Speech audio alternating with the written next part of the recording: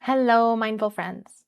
Today we're going to be talking about how important it is to know and understand what kinds of activities and practices keep us aligned with our hearts, keep our hearts singing their true song, and keep them connected to the joys of life, and how important it is for us to proactively choose to create space in our lives to do those things.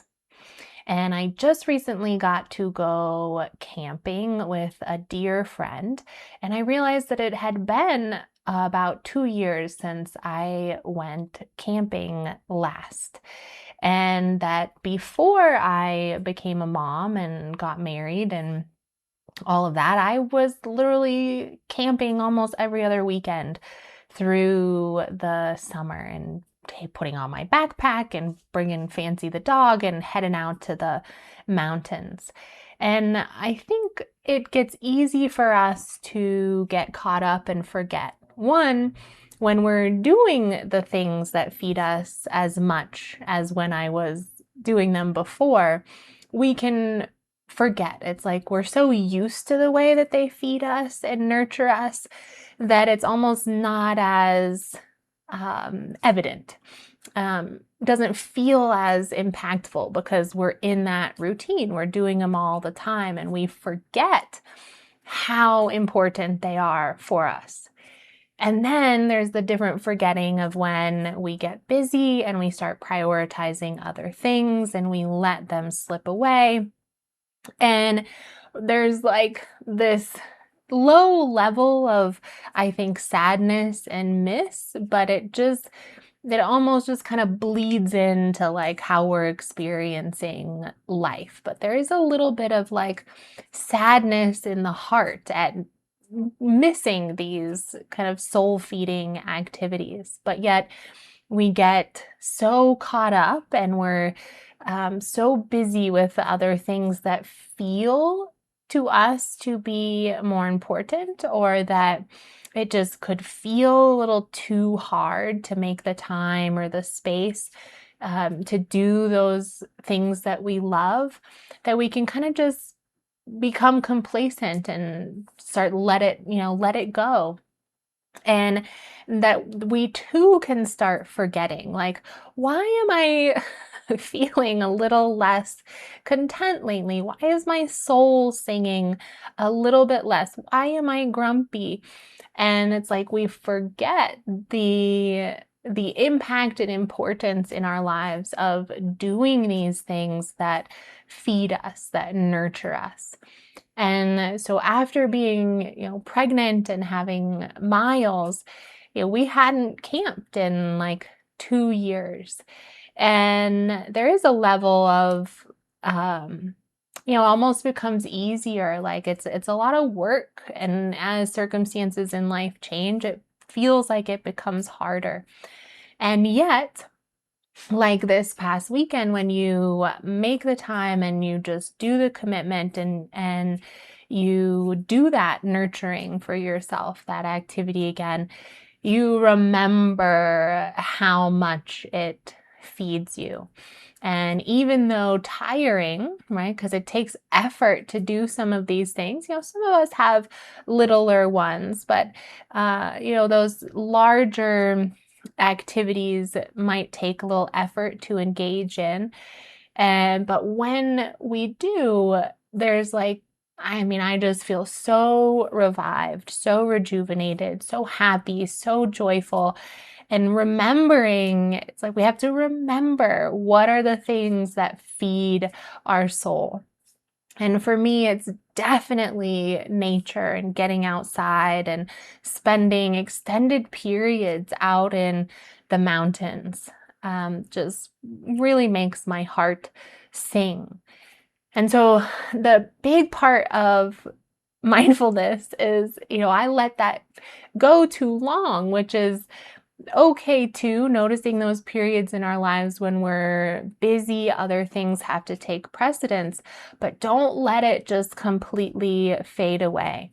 If we're starting to feel a little flat in life, we're starting to feel a little sad or just um, ho hum in everyday life. It's like take that time to really ask your heart and soul, ask yourself and remember what are the things that really feed my heart, that really nurture me, and make sure that we're taking the time and putting in the effort to make that happen. And, when we're single and life it all revolves around us and what we're wanting to do, that's easier.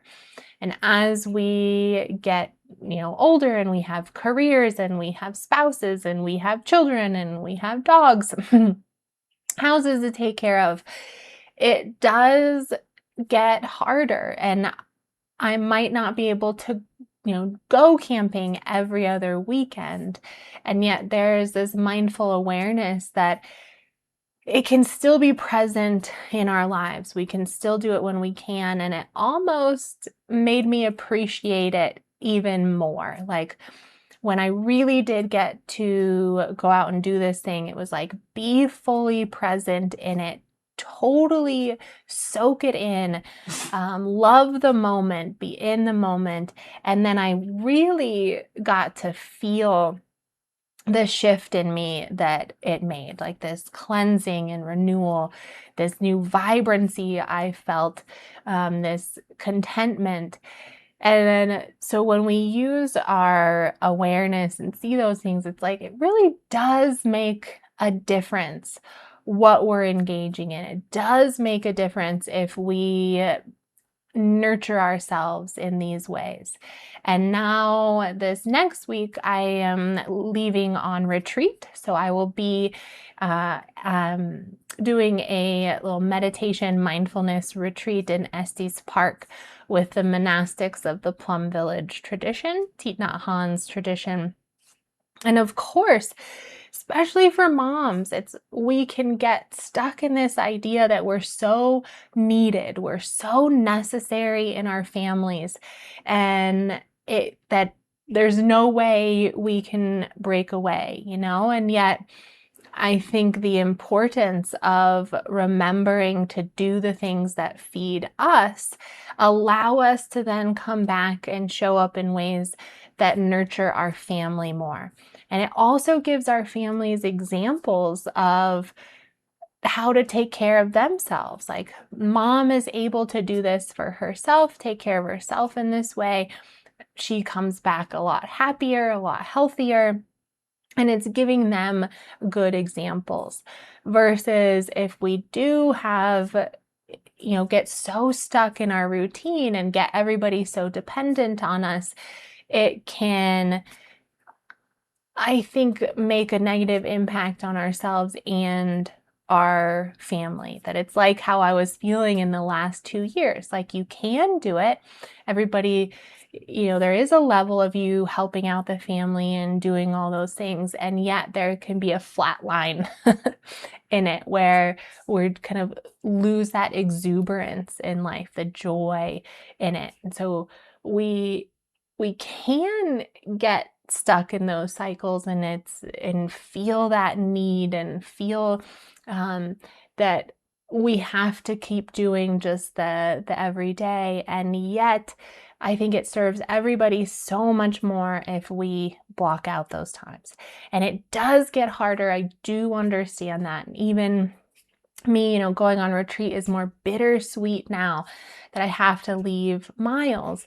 And yet I know it serves him to be able to adapt to other people, adapt to, his having more time with his dad and his grandma and remembering that he's fine without me.